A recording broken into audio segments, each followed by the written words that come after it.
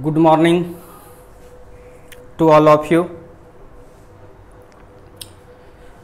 अभी हम लोग ऑप्टिक्स में रे ऑप्टिक्स को लेकर चल रहे हैं और इसमें लाइट का पहला फिनोमिना रिफ्लेक्शंस के बारे में पढ़ रहे हैं। तो रिफ्लेक्शंस पूरी तरह से कंप्लीट हो गया है, नाम मात्र का थोड़ा बहुत टॉपिक बचा है। ये सब एग्ज़ाम के लिए इम्पोर्टेंट नहीं है, लेकिन नॉलेज लेना बहुत ज़रूरी है। तो देखते हैं स्फेरिकल एवर्सन गोलीय विपथन। स्फेरिकल एवर्सन गोलीय विपथन, विपथन मतलब त्रुटि भी होता है। वो जो हम लोग स्फेरिकल मिरर पढ़ रहे थे, वो जो कंप्लीट स्फेयर ले रहे थे, क्या उससे जो इमेज बनेगा वैसा जो मिरर हम लोग यूज कर रहे थे पूर्णतः स्फेरिकल, क्या हुआ हमेशा इमेज अच्छा बना पाता है? तो आंसर है नहीं। पूर्णतः अगर स्फेयर रहेगा तो वह उसका फोकस एक ही पॉइंट पर नहीं होता है, उसका फोकस कई एक पॉइंट पर बन जाता है, जिसके कारण से इमेज का जो फॉर्मेशंस है वो सुचारू तरीके से नहीं हो पाता है। इस दोष का नाम है गोलीय विपथन। फिर पहले साइंटिस्ट यही सोचता था, फिर धीरे धीरे सोचने के बाद इस प्रैक्टिकली में जनरल दैनिक जीवन में हम लोग जो मिरर यूज करते हैं वह पूर्णतः स्फेरिकल नहीं होता है, बट फॉर कैलकुलेशंस के लिए जो हमारे सिलेबस में है वो स्फेरिकल मिरर से ही लेकर के है, इसीलिए हम लोग ये पढ़ रहे हैं। अभी व्यवहार में जो है यूज होता है इलिप्टिकल मिरर, पैराबोलिक मिरर। इसमें दो जगह फोकस, इसमें एक ही जगह फोकस बनता है, ज़्यादा जगह फोकस नहीं बनता है। बट स्फेरिकल मिरर में ज़्यादा जगह फोकस बनने की चांस होता है, इसलिए वो अच्छे से एक ही जगह पर इमेज बनाएगा, यह सही नहीं है। वो अलग अलग जगह पर भी इमेज बना देता है। तो देखते हैं spherical aberration when the marginal and para axial ray, जब मार्जिनल और para axial ray does not meet, मिलता नहीं है, at a point on the principal axis, मुख्य अक्ष के एक ही बिंदु पर, देन तब इट इज कॉल्ड, यह कहलाता है स्फेरिकल एवर्सन गोलीय विपथन। हिंदी वाले लिखिए, गोलीय विपथन या त्रुटि। जब मार्जिनल किरणें एवं उपाक्षीय किरणें, जब मार्जिनल किरणें एवं उपाक्षीय किरणें मुख्य अक्ष के एक पॉइंट पर नहीं मिलता है, तो इसे गोलीय विपथन या गोलीय त्रुटि कहा जाता है। अब प्रश्न उठता होगा आपके मन में कि क्या है मार्जिनल रे और पैराएक्सियल रे। देखिए, पैराएक्सियल रे उपाक्षीय किरणें, द रे ऑफ लाइट, प्रकाश की वह किरणें, which are parallel and very close to principal axis, प्रकाश की वह किरणें जो मुख्य अक्ष के बहुत नज़दीक तथा समांतर होता है, इज कॉल्ड, कहलाता है पैराएक्सियल रे। वो क्या कहलाता है? पैराएक्सियल रे। इन दिस चैप्टर, इस चैप्टर में वी ओनली स्टडी, हम लोग केवल अध्ययन करेंगे अबाउट पारा एक्सियल रे, पारा एक्सियल रे के बारे में। हिंदी वाले लिखिए उपाक्षीय किरणें।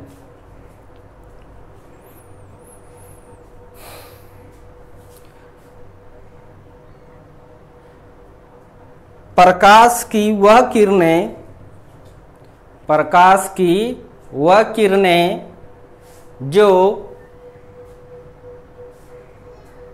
मुख्य अक्ष के बहुत नज़दीक तथा समांतर होती है, उसे उपाक्षीय किरणें कहते हैं। इस अध्याय में हम लोग केवल उपाक्षीय किरणें के बारे में अध्ययन करेंगे, केवल उपाक्षीय किरणें के बारे में अध्ययन करेंगे। अब देखिए मार्जिनल रे, द रे ऑफ लाइट, प्रकाश की वह किरणें which are at some distance from principal axis, जो मुख्य अक्ष से कुछ दूरी पर होता है, इज कॉल्ड मार्जिनल रे, उसे मार्जिनल किरण कहते हैं।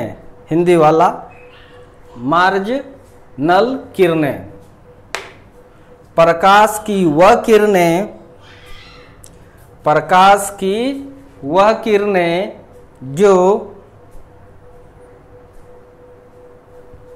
मुख्य अक्ष के समांतर तथा इससे कुछ दूरी पर होता है, इससे कुछ दूरी पर होता है, उसे मार्जिनल किरणें कहते हैं, उसे मार्जिनल किरणें कहते हैं। देखिए इस फिगर में दिखाएं, एक ये कॉनकेव मिरर लिया स्फेरिकल मिरर में से, ये प्रिंसिपल एक्सिस है इसका, ये पोल है। अभी तक आपको एक ही फोकस दिखा रहे थे हम, जो मुख्य अक्ष के बहुत नज़दीक है किरण, वो यहाँ आके फोकस बना रहा है। काहे कि यहाँ इंसिडेंट्स जो हो रहा है वो बहुत कम एंगल पर होता है, बताए भी थे लेस देन 10 डिग्री। लेकिन मार्जिनल किरण जो है वो ज़्यादा एंगल से इंसिडेंस होता है, इसलिए ज़्यादा एंगल से रिफ्लेक्ट भी होता है, जिसके कारण से यहाँ पर आके ना मिल के यहीं पर मिल गया, यानी पारा एक्सियल के कारण यहाँ पर फोकस बन गया एफ पी, पी मतलब पारा एक्सियल फोकस, और मार्जिनल के कारण यहाँ पर बन गया एफ एम, एम मतलब मार्जिनल, मार्जिनल फोकस। यानी एक ही पॉइंट पर फोकस नहीं बनता है, इसका मतलब इसमें तो दोष है, इसमें तो दोष है। तो याद करो, इसलिए हम लोग मिरर जो यूज करते थे वो स्मॉल एपर्चर का मिरर था, छोटा द्वारक का मिरर था, ताकि यह दोष नहीं आए। अब इस दोष को रिमूव करने के लिए अगर इसको और टेढ़ा कर देंगे तब तो कम एंगल पर होगा इंसिडेंस, तब फिर फोकस जहाँ था वहीं रहेगा। इसीलिए हम लोग इलिप्टिकल मिरर का यूज करते हैं, पैराबोलिक मिरर का यूज करते हैं, देखेंगे आगे। तो जो सिंपल देखिए, पैरा एक्सियल रे क्या है, जो मुख्य अक्ष के समांतर और बहुत नज़दीक होता है उसको पैरा एक्सियल रे कहते हैं। मार्जिनल रे किसको कहते हैं, जो मुख्य अक्ष के समांतर और बहुत दूर रहता है, इससे कुछ दूरी पर होता है, उसको मार्जिनल रे कहते हैं। तो मार्जिनल रे अलग फोकस बनाएगा, पैरा एक्सियल रे अलग फोकस बनाएगा। या ज़्यादा डिस्टेंस एक्चुअल में नहीं होता है, 1-2 mm होता है, लेकिन तब फिर भी तो दिक्कत हो आएगा। तो यानी कहने का मतलब और दूर से लेके जाएंगे और थोड़ा नज़दीक से ले आएंगे, धीरे धीरे ये पॉइंट खिसकते जाएगा, यानी इस दोनों पॉइंट के बीच में कहीं पर भी बन सकता है फोकस, इसलिए इसमें त्रुटि आता है। इसी त्रुटि का नाम है गोलीय विपथन। अब ये जो गोलीय विपथन होता है उसका लॉ पढ़ते हैं हम लोग, लॉ फॉर स्फेरिकल एवर्शन, गोलीय विपथन के लिए नियम। गोलीय जो विपथन है उसके लिए क्या नियम है? कहता it is the directly proportional to square of the height, यह हाइट ऑफ मार्जिनल रे, यह मार्जिनल किरण के ऊंचाई, ये ऊंचाई के स्क्वायर के समानुपाती होता है, एंड तथा inversely proportional to 4 times of radius of curvature, और इसका जो रेडियस होगा, इस कर्वेचर का रेडियस कहीं होगा रेडियस, उसके रेडियस के 4 टाइम्स का इनवर्सली प्रोपोर्शनल होता है, व्युत्क्रमानुपाती होता है। हिंदी लिखिए,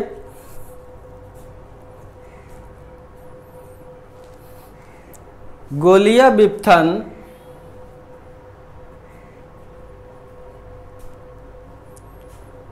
मुख्य अक्ष से मार्जिनल किरणें के ऊंचाई के वर्ग का समानुपाती होता है, के समानुपाती होता है, जबकि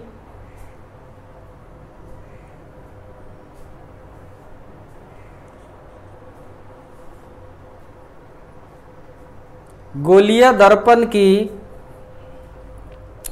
वक्रता त्रिज्या के 4 गुने, वक्रता त्रिज्या के 4 गुने के व्युत्क्रमानुपाती होता है, के व्युत्क्रमानुपाती होता है। इसलिए देखिए जो लैंग्वेज में लिखे हैं इसको कन्वर्ट कर रहे हैं मैथमेटिकल लैंग्वेज में, हाइट के स्क्वायर होता है और डायरेक्टली प्रोपोर्शनल हो गया, और इनवर्सली प्रोपोर्शनल होता है 4 times of radius of curvature.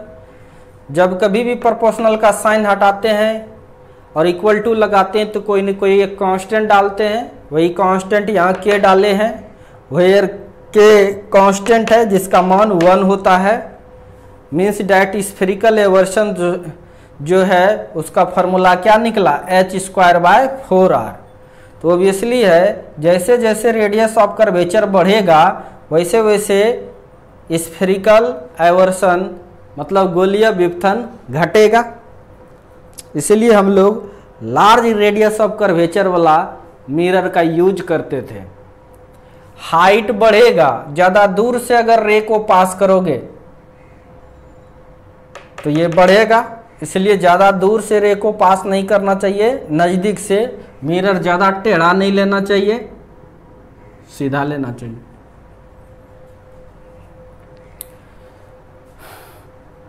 ज़्यादा टेढ़ा लेना होगा तो परफेक्ट गोला नहीं, फिर इलिप्स या पराबोला लेना पड़ेगा, डिपेंड करता है एंगल ऑफ इंसिडेंस पर। ज़्यादा दूर में लेते से एंगल ऑफ इंसिडेंस बढ़ जाता है, बढ़ने के कारण से जितना एंगल से इंसिडेंस किया उतने एंगल से रिफ्लेक्ट करेगा तो थोड़ा पहले फोकस हो जाता है। तो हमेशा यही बात याद रखना, पारा एक्सियल फोकस जो है वह बड़ा होता है किससे, मार्जिनल फोकस से। पारा एक्सियल फोकस हमेशा बड़ा होता है किससे, मार्जिनल फोकस से। समझ में आ गया। अब देखते हैं इलिप्टिकल मिरर, ये सब है ना सिलेबस में, बस थोड़ा बहुत बता देते हैं। The mirror which is part of ellipse is called elliptical mirror. लिखिए, अंडाकार दर्पण, ऐसा दर्पण यूज करने से गोलीय विपथन नहीं होता है, ये सब हायर क्लास में है। लिखिए, अभी छोटा सा डिफिनेशंस दे देते हैं। वैसा दर्पण जो अंडाकार ग्लास सरफेस का भाग होता है, अंडाकार ग्लास सरफेस का भाग होता है, उसे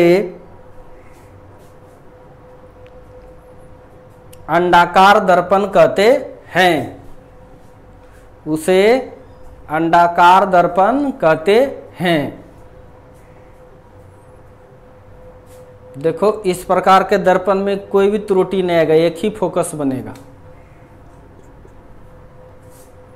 दूसरा लिखिए पैराबोलिक मिरर, परवलयकार दर्पण, परवलयकार दर्पण। वीडियो को पॉज कर लेना, हम जब साइड में रहते हैं पूरा बोर्ड देखे क्लियर, उसके बाद प्रेस करके लिख सकते हो। पैराबोलिक मिरर लिखिए वैसा दर्पण जो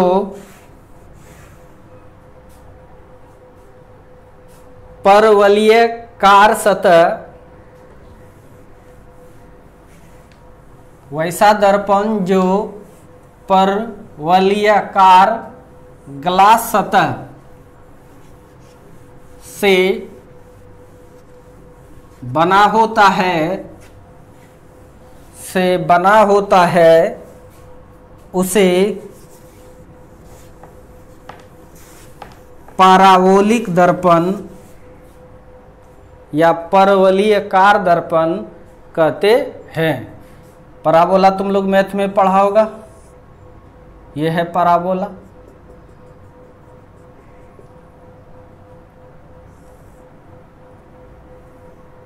प्रिंसिपल एक्सिस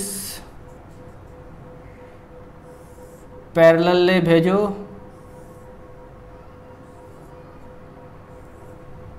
सब आ रहा है ये पैरेलल रे, यहाँ आके मिला, ये भी यहाँ आके मिला, ये भी यहाँ आके मिला, ये भी यहाँ आके मिला, फोकस हो गया। तो ये पैराबोलिक मिरर है, फिगर बना लो।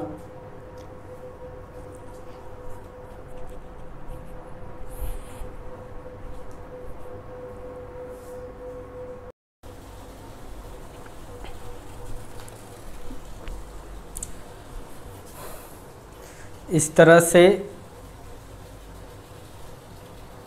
रिफ्लेक्शन ऑफ लाइट पूर्णतः कंप्लीट हो गया है, पहला घटना जो है। अब इस कॉन्सेप्ट पर बेस्ड क्वेश्चंस कैसा कैसा बनेगा, जो कि आपके विजन को और क्लियर करेगा और इंटरेस्ट जगाएगा और थ्योरी का कॉन्सेप्ट क्लियर कर देगा, उस क्वेश्चंस पर चलते हैं।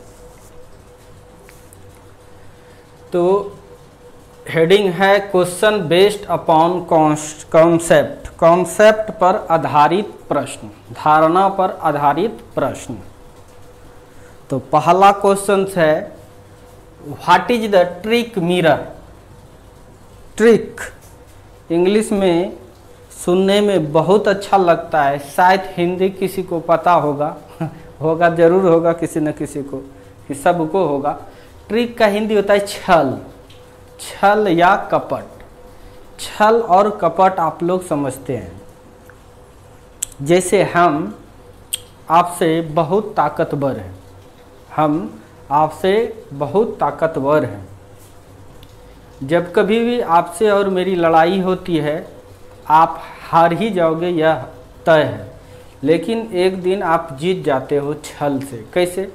हम ऐसे सोए हैं और आके आप मेरे कपाड़ पे लाठी मार देते हो, तो जीत तो गए, लेकिन कैसे? ट्रिक से जीते, छल से जीते। छल मतलब अच्छा शब्द नहीं होता है छल करना, कपट करना, छल से।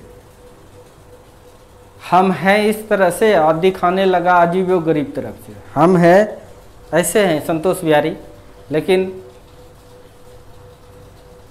कोई ऐसा मिरर रख दे, बस मेरा पेट निकाल दे, मुंह छोटा कर दे, तो हम तो वैसा है नहीं, तो छल ही तो हो रहा है मेरे साथ। तो वैसे मिरर के बारे में आज पढ़ेंगे हम लोग कि कपटी दर्पण या छल दर्पण क्या है, थोड़ा समझो। कॉन्वेक्स मिरर उत्तल दर्पण में ऑब्जेक्ट कहीं भी हो तो इमेज हमेशा कैसा बनेगा, वर्चुअल एंड स्मॉल, आभासी एवं छोटा। यानी उत्तल दर्पण में हमेशा प्रतिबिंब आभासी और उल्टा बनता है, आपने पढ़ लिया है ये सब। कॉनकेव मिरर अवतल दर्पण में जब वस्तु फोकस के अंदर हो, हर बार अवतल दर्पण में हर बार 5 केस शुरुआती 5-6 केस बताए थे अवतल दर्पण का, 5 केस शुरुआती जो है वहाँ पर तुम देखना रियल इमेज बन रहा है, वास्तविक प्रतिबिंब बन रहा है और उल्टा बन रहा है। लेकिन एक केस है जब फोकस के अंदर, अवतल दर्पण के फोकस के अंदर जब ऑब्जेक्ट को रखते हैं तो उसका आभासी प्रतिबिंब बनता है और दर्पण के पीछे बनता है और बड़ा ऐसा बनता है। फोकस के अंदर रहेगा तभी, अदरवाइज नहीं, ऐसा नहीं होता है। तो हम लिख रहे हैं जब ऑब्जेक्ट फोकस के अंदर हो तब कैसा अवतल दर्पण इमेज बनाएगा, वर्चुअल एंड लार्ज। सीधा यहाँ भी बनता है और यहाँ भी बनेगा।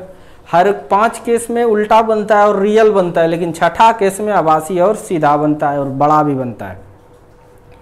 अब एक क्या किए, ये मिरर को लिए, फिर इस मिरर को लिए, दोनों को कंबाइंड कर दिए, दोनों को संयोजित कर दिए, मिला दिए इस तरह से।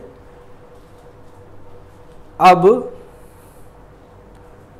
एक माचिस का पैकेट यहाँ पर रखे, एक माचिस का पैकेट यहाँ पर रखे, both are same, object same था, लेकिन इस जगह पर जो इमेज बनाएगा ये तो छोटा बनाएगा, माचिस का पैकेट छोटा दिखाई देगा, यहाँ पर बड़ा दिखाई देगा। यही माचिस का पैकेट है, जैसा था वैसा दिख नहीं रहा है। ये भी मिरर है और ये भी मिरर है। इस मिरर के सामने रखे तो छोटा, इस मिरर के सामने रखे तो बड़ा। तो ये क्या हो रहा है, छल ही तो हो रहा है। ये क्या हो रहा है, आप छल हो रहा है। या तो आप खड़े हो जाओ यहाँ पे, मुंडा आ गया आपका कॉन्वेक्स मिरर के पास, मुंडा कहाँ आ गया आपका, कॉन्वेक्स मिरर के पास मुंडा आ गया, अब पेट आपका आ गया कॉन्वेक्स मिरर के पास। और जब इसका इमेज तुम देखोगे, तुम्हारा आंख जब इसका इमेज देखेगा तो इमेज कैसा बनेगा, मुंडा हो जाएगा छोटा, अब पेट हो जाएगा तुम्हारा क्या, बड़ा। क्या तुम्हें पेट था, नहीं था उतना बड़ा, तो यानी तुम्हारा शक्ल बिगड़ जाएगा कि नहीं, बताइए। तो ये सब मिरर यानी छल हो रहा है आपके साथ, इसीलिए ऐसे दर्पण कौन छल कर रहा है, दर्पण। इसीलिए नाम रखा गया है ऐसे दर्पण का छल दर्पण। क्या इसका यूज भी होता है कहीं, हाँ होता है। जैसे शूटिंग करना है, फिल्मों सब में शूटिंग करना है, कोई लड़की है या कोई भी है, वो फिल्म में ही करते करते, या कोई है जोकर, कोई जोकर है, वो तो जैसा है वैसा दिख रहा है, लेकिन उसका मुंह छोटा और पेट बड़ा, ऐसा कुछ हंसने लायक उसका तस्वीर लेना है तो कैसे करेगा, तो इस मिरर का इस्तेमाल करेगा। मुंह छोटा दिखाई देगा, पेट बहुत बड़ा दिखाई देगा, मुंह छोटा और पेट बहुत बड़ा दिखाई देगा, तो और फोटो खींच लेगा तो वो उसका चेहरा बिगड़ जाएगा, हंसी हो जाएगा, छल होगा कि नहीं उसके साथ। तो इस तरह का यूज करते हैं हम लोग, बड़े बड़े होटल में भी लगा रहता है ये सब मिरर। तो इसका डेफिनेशन ट्रिक मिरर का क्या दे सकते हैं, the combination of concave and convex mirror is called trick mirror. The combination of, यह नहीं कि यह ऊपर में होना चाहिए यह नीचे, ऐसा जरूरी नहीं है, ऐसा जरूरी नहीं है कि ये ऊपर में हो और ये नीचे हो, ऐसा कोई बात नहीं है। अगर आप इसी को ऊपर में और इसी को नीचे में बना दो, और आप इस तरह से कर सकते हैं, तो देख रहे हैं ना, यहाँ ऑब्जेक्ट रखेंगे तो ये बड़ा दिखाई देगा और यहाँ ऑब्जेक्ट रखेंगे तो ये छोटा दिखाई देगा। समझ में आ रहा है कि नहीं। इसलिए ऐसा नहीं कि ये ऊपर और ये नीचे, ये सब कोई बात नहीं है। कॉम्बिनेशन है ये क्या है? कॉम्बिनेशन है किसका? कॉनकेव मिरर का और कॉन्वेक्स मिरर का। जब कॉम्बिनेशन करते हैं, दोनों को संयोजित करते हैं हम लोग, तो हमारा जो इमेज बनाता है कुछ अजीबोगरीब टाइप से बना देता है, कहीं पर छोटा कहीं पर बड़ा। तो हम मेरे साथ छल हो रहा है, इसीलिए कौन कर रहा है ये छल? तो मिरर कर रहा है। तो ऐसे मिरर को हम लोग ट्रिक मिरर कहते हैं, कपटी मिरर, छल मिरर। तो समझ में आ गया? तो अब हम लोग चलते हैं second number, what are the use of concave mirror. अवतल दर्पण का क्या उपयोग है? अवतल दर्पण का क्या उपयोग है? हिंदी में लिखो, अवतल दर्पण का क्या उपयोग होता है? अवतल दर्पण का क्या उपयोग होता है? तो आंसर में लिखिए, इन सोलर कुकर। किसमें यूज होता है? पहला नंबर लिखिए, इन सर्च लाइट, खोज बत्ती में। किसमें? खोज बत्ती में अवतल दर्पण का उपयोग करते हैं। सर्च लाइट, जो टॉर्च तुम लोग जलाते हो, घर में टॉर्च जलाते हैं, उसमें तुम देखना इस तरह का टिप जैसा रहता है, उसी टाइप का रहता है, तो वो मिरर है। चूंकि जब सर्च लाइट में कैसे करता है, टॉर्च देखिए, टॉर्च है, यहाँ पर बल्ब है ये, तो रोशनी ऐसे करेंगे तो हर जगह फैल जाएगा, रोशनी हर जगह फैल जाएगा टॉर्च का। लेकिन अगर इसमें इस टाइप का लगा रहता है रिफ्लेक्टर टॉर्च में, तो ये कॉनकेव मिरर है। अवतल दर्पण रे को क्या करता है? कन्वर्ज कर देता है, इसको कन्वर्जिंग मिरर भी कहते हैं। इसलिए जो रे फैल रहा था इधर उधर, उसको कन्वर्ज कर देगा, तो एक लाइन से टॉर्च का रोशनी सीधा आ जाएगा। इसलिए सर्च लाइट में इसका यूज होता है। यही वजह है कि टॉर्च से रोशनी सीधा भागता है, चारों तरफ फैलता नहीं है, सीधा जाता है। इसीलिए इसका उपयोग कहाँ पर हम लोग करते हैं? In solar cooker, in search light, खोज बत्ती में इस तरह का लगा रहता है।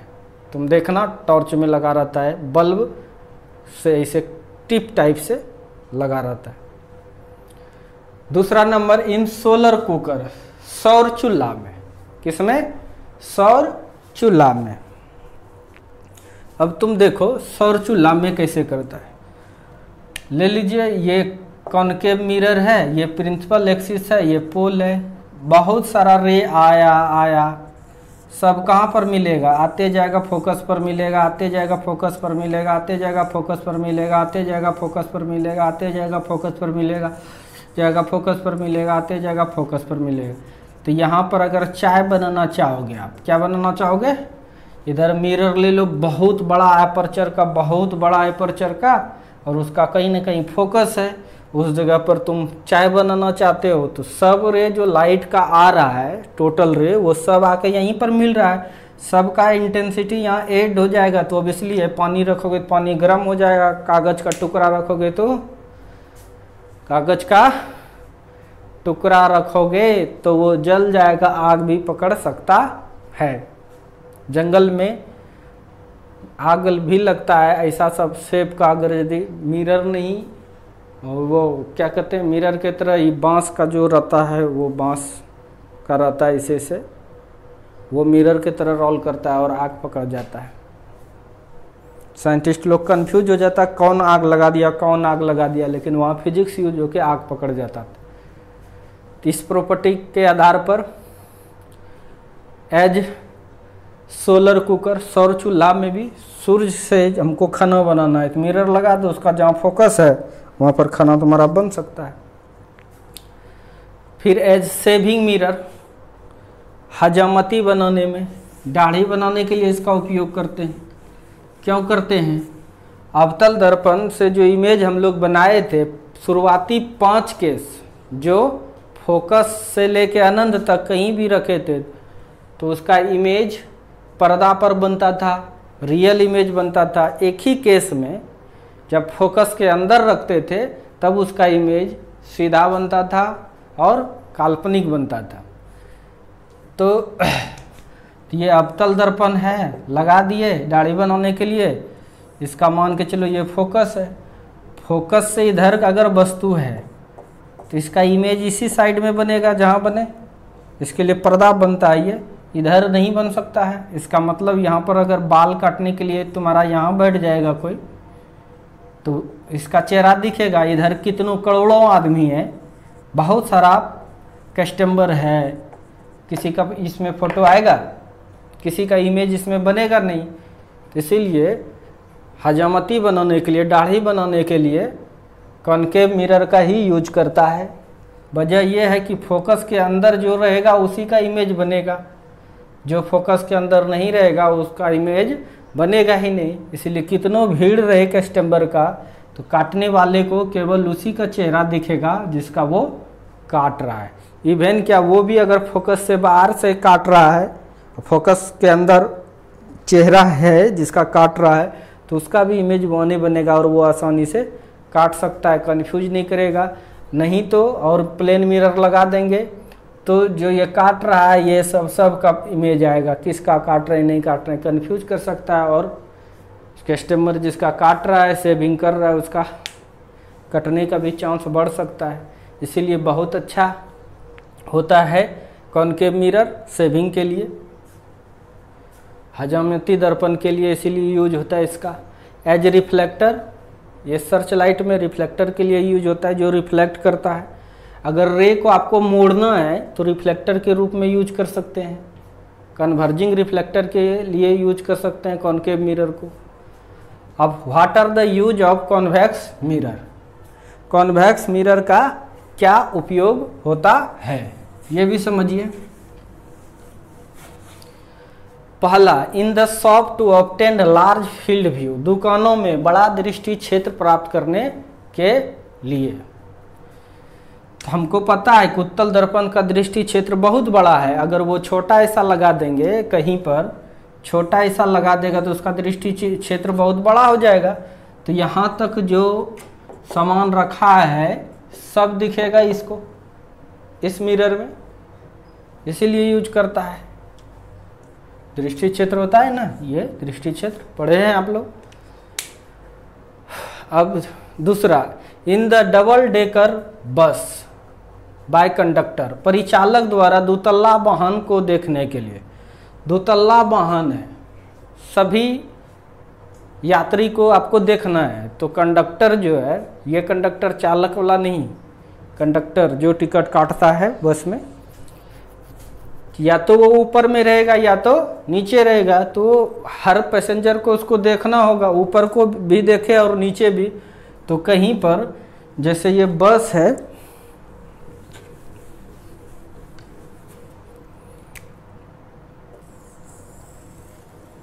जैसे ये बस है, दुतल्ला बस है, तो इस जगह अगर यदि यह मिरर लगाएगा तो इसका दृष्टि क्षेत्र ये हो जाएगा है। तो इसका मतलब इस मिरर में ऊपर वाला भी दिखेगा और नीचे वाला भी दिखेगा, ऊपर फ्लोर का भी दिखेगा और नीचे फ्लोर का भी दिखेगा, यहाँ मिरर लगा रहेगा। तो इसीलिए यूज करते हैं। As a side mirror, side mirror के रूप में भी इसका यूज करते हैं। गाड़ी है, गाड़ी के साइड मिरर के रूप में, चूंकि दृष्टि क्षेत्र बड़ा होता है, बहुत दूर तक दिखाई देगा। दूसरी बात,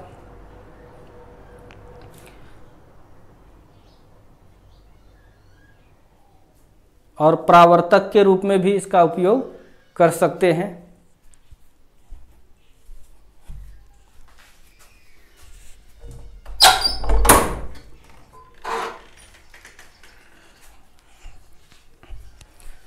लाइट कट गया था भाई।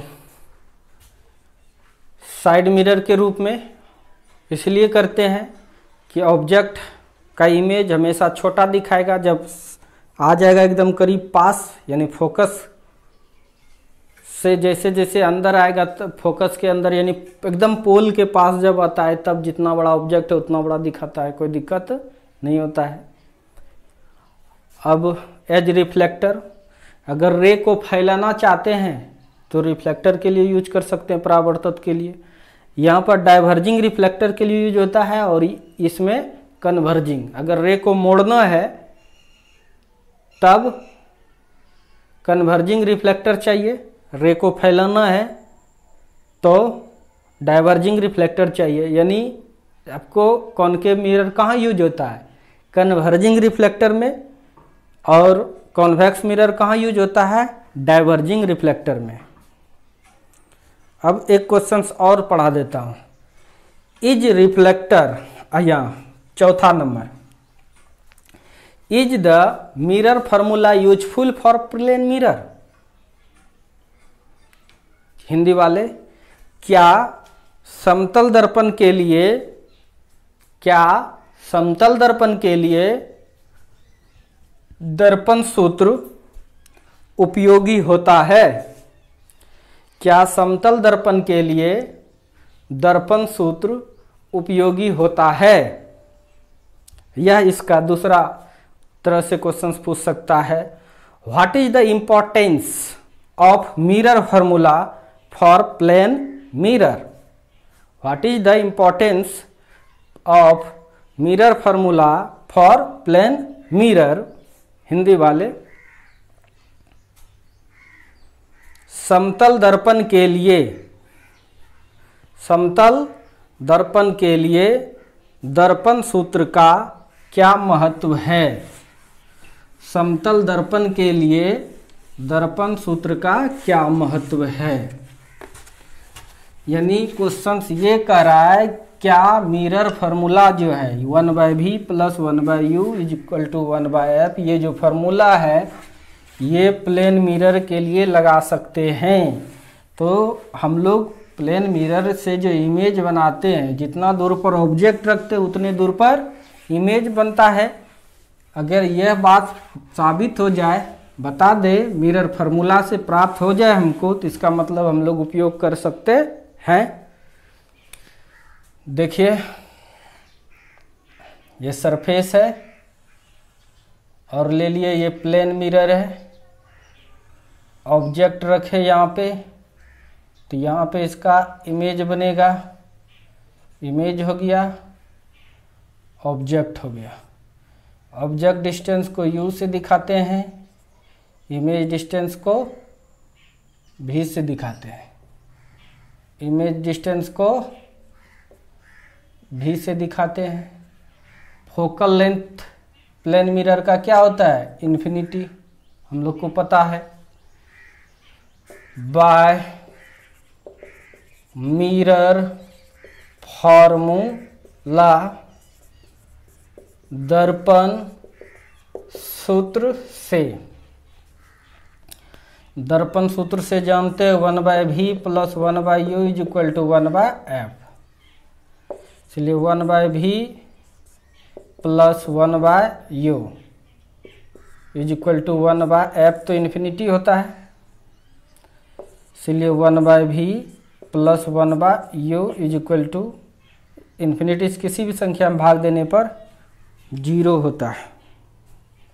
इन्फिनिटी से किसी भी संख्या में भाग देने पर 0 होता है। इसीलिए लिख सकते हो 1/v = इधर जाएगा तो 1/u, या ऐसा कर सकते हैं 1/u यहाँ रह दो, इधर प्लस है तो इधर आके -1/v, दोनों साइड उल्टा दो, u = -v, आ तो गया, u = -v। मैं निगेटिव साइन क्या बता रहा है? जिधर ऑब्जेक्ट है मिरर से उसके अपोजिट डायरेक्शंस में क्या बना? इमेज बना। तो वस्तु की दूरी और प्रतिबिंब की दूरी दोनों क्या हो गया? बराबर हो गया। हेंस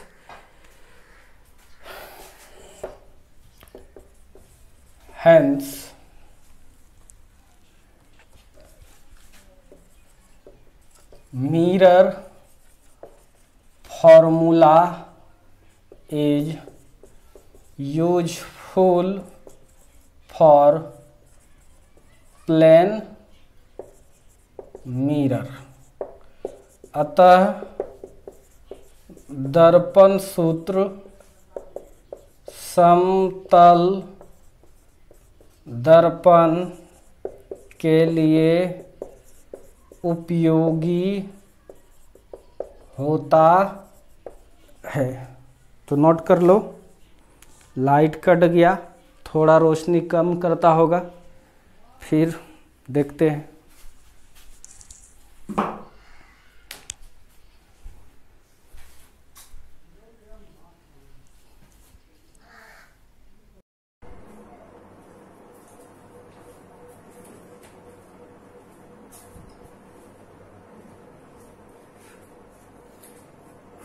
अगला क्वेश्चन देखिए, what is tubelight?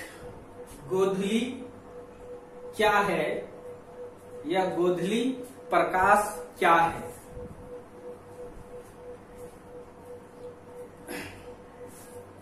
Evening time में जिस समय शाम देते हैं हम लोग या आरती लोग करता है, पूजा वंदना करता है, सूर्य डूबने के बाद भी कुछ देर तक रोशनी रहता है। उस समय जो लाइट है, जिसको गोधली वेरा कहते हैं, उस समय जो लाइट है उसी को हम लोग गोधली प्रकाश कहते हैं। तुम देखा होगा जब सूर्य अस्त हो जाता है, सूर्यास्त हो जाता है, तो फिर भी लाइट आधा पौने घंटा तक रहता है। वो जो प्रकाश है, उस समय का प्रकाश जो है को हम लोग गोधली प्रकाश कहते हैं।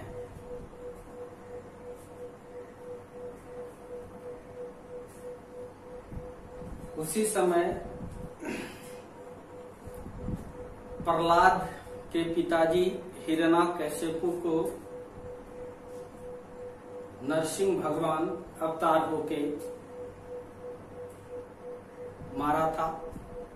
काहे कि उसको वरदान था, न रात में मरेगा न दिन में, तो वो गोधली वेरा में ही मारा था।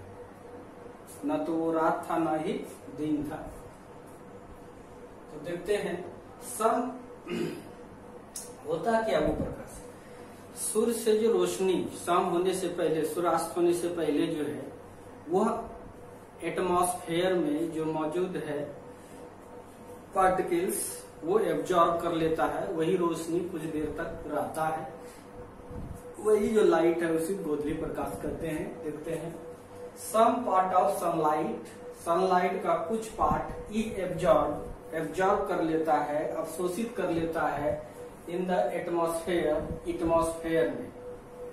आफ्टर द सनसेट, सूर्य अस्त होने के बाद, the absorb part of light, वो जो अवशोषित पार्ट है लाइट का, इज एब्जॉर्ब, देखा जाता है, फॉर सम टाइम, कुछ देर के लिए।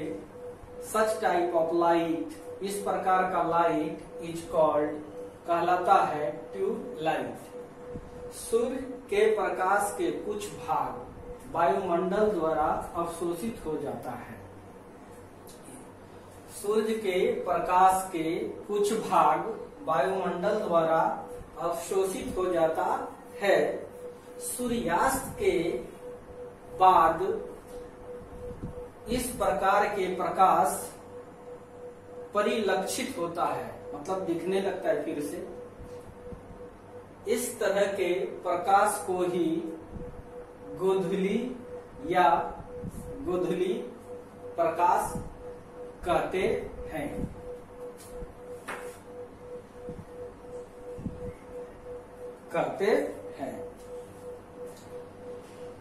अब छठा number, why the convex mirror is known as driver mirror? उत्तल दर्पण को चालक दर्पण, उत्तल दर्पण को चालक दर्पण क्यों कहा जाता है? उत्तल दर्पण को चालक दर्पण क्यों कहा जाता है? उत्तल दर्पण का यूज साइड मिरर के रूप में हम लोग करते हैं। जैसे मोटरसाइकिल में मिरर जो लगा है वो उत्तल दर्पण है। कोई भी गाड़ी है उसमें लुकिंग ग्लास जो है वो उत्तल दर्पण है। उत्तल दर्पण का खासियत है, क्या खासियत है?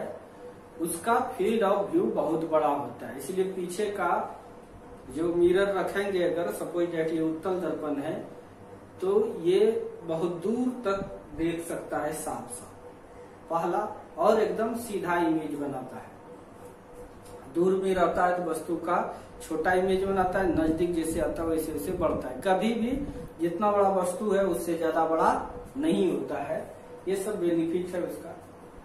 देखिए, the convex mirror produce the erect image. Convex mirror erect image produce करता है, उत्पन्न करता है in large field of view, बड़े दृष्टि क्षेत्र में।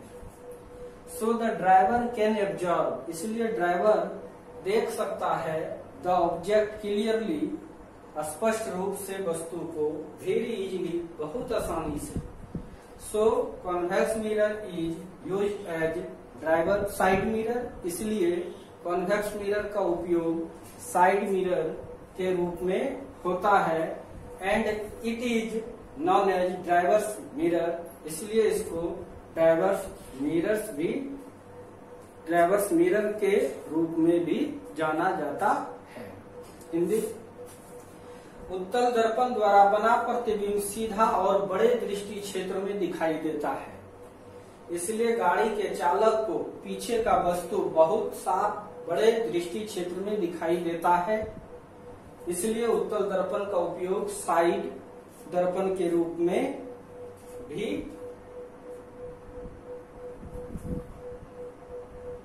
इसलिए इसे चालक दर्पण, कैसे देखो, उत्तल दर्पण द्वारा बना प्रतिबिंब सीधा और बड़े दृष्टि क्षेत्र में दिखाई देता है, इसलिए गाड़ी के चालक को पीछे का वस्तु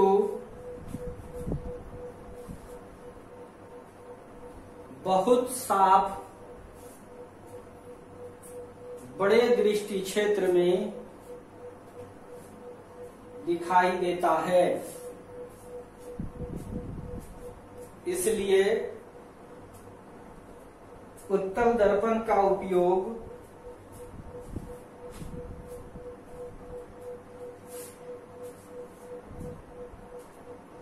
साइड दर्पण के रूप में होता है, इसलिए इसे चालक दर्पण भी कहा जाता है, इसलिए इसे चालक दर्पण भी कहा जाता है।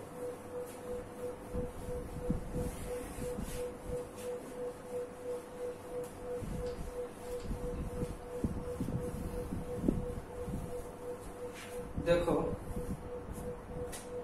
फिगर इसका,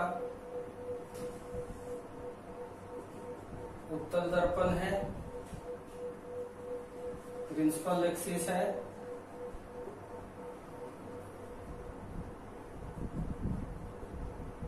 इसका सेंटर ऑफ कर्वेचर हो गया, इसके आधे डिस्टेंस पर फोकस हो गया। मानिए कोई ऑब्जेक्ट है, इसका इमेज बनाना है,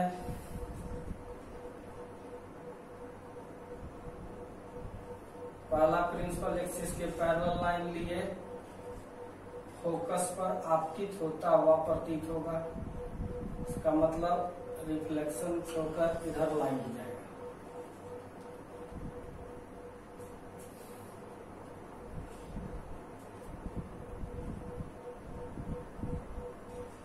दूसरा ऑप्टिकल सेंटर की ओर ले रहे हैं, यानी जो किरण ऑप्टिकल सेंटर की ओर आएगा वो उसी रास्ते से लौट जाएगा। इसको पीछे में लाएंगे तो ये, यानी यहाँ पर इमेज बनेगा। 2 लाइन काफी होता है इमेज बनाने के लिए।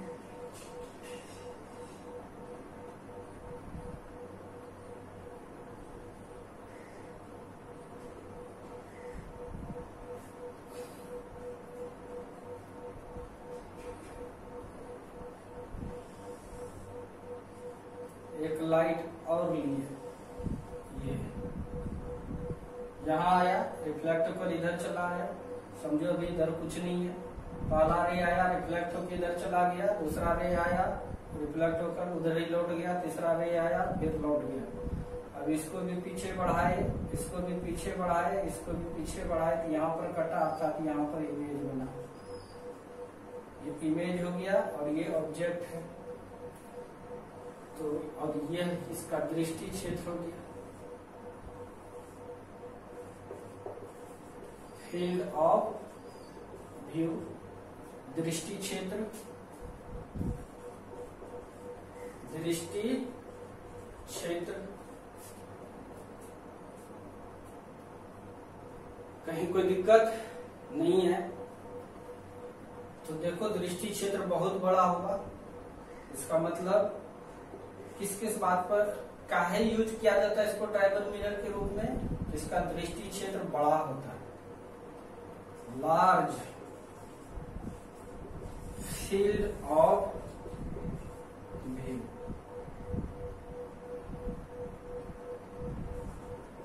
बड़ा दृष्टि क्षेत्र है।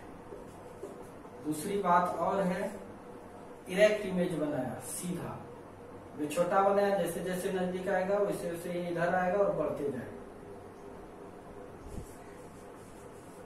इरेक्ट इमेज,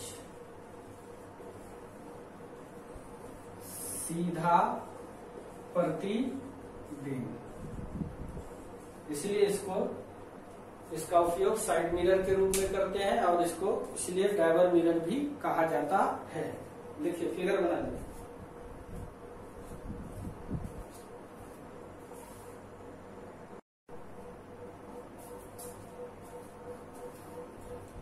नेक्स्ट क्वेश्चन को देखिए, इफ द स्फेरिकल मिरर, अगर spherical mirror is placed in water, अगर स्फेरिकल मिरर वाटर में रख दिया जाए, देन तब what is effect on it's focal length, तब इसके फोकल लेंथ पर क्या प्रभाव होगा?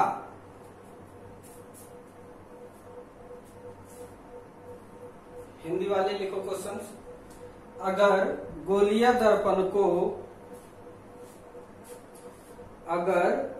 दर्पण को पानी में डुबा दिया जाए तो उसके फोकस दूरी पर क्या प्रभाव पड़ेगा? इसको समझो।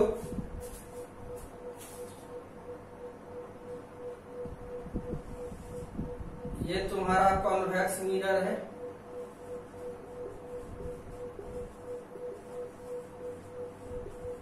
अवतल दर्पण है, प्रिंसिपल एक्सिस पोल हो गया, ये प्रिंसिपल एक्सिस हो गया, ये इसका फोकस हो गया, ये सेंटर ऑफ कर्वेचर हो गया। अगर रख दिए इसको, किसमें रखे हैं अभी? हवा में। किसमें? कुछ नहीं, तो हवा है। फोकस मान लो एफ ए है,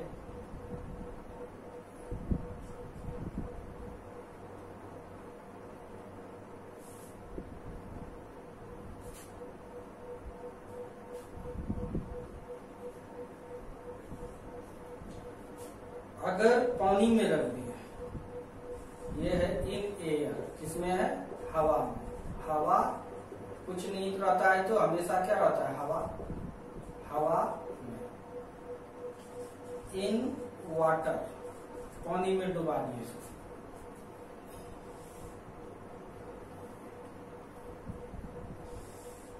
इसको पानी में डुबा दिए, ये पोल हो गया, ये फोकस हो गया वाटर का, सेंटर ऑफ कर्वेचर, इसको पानी में डुबा दिया।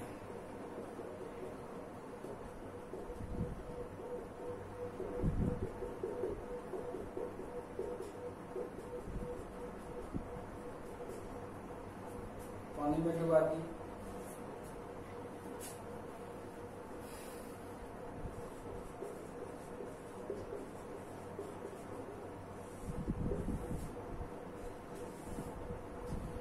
डुबा दिए, तो वी नो, हम लोग जानते हैं,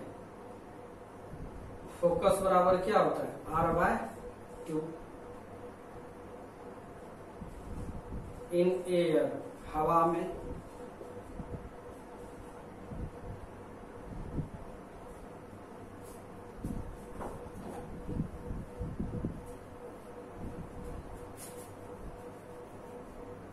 फोकस बराबर क्या होता है, R/2।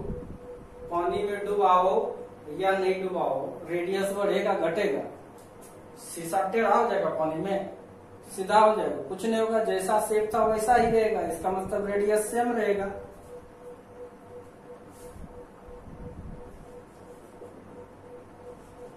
रेडियस वाटर का लो चाहे रेडियस एयर का लो चाहे वाटर का, दोनों बराबर है। हैंस इसलिए फोकल लेंथ हवा का या पानी का, दोनों क्या हो जाएगा, बराबर होगा। लिखिए हिंदी वाले, अगर गोलीय दर्पण को पानी में डुबा दिया जाता है तो इसका वक्रता त्रिज्या पर कोई प्रभाव नहीं पड़ता है। तो इसके वक्रता त्रिज्या पर कोई प्रभाव नहीं पड़ता है, इसलिए पानी में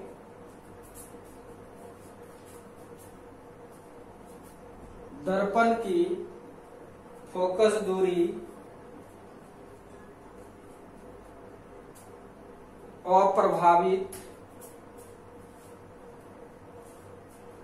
होता है, अप्रभावित होता है। ठीक है, फिर नेक्स्ट क्लास में मिलते हैं। उतारो।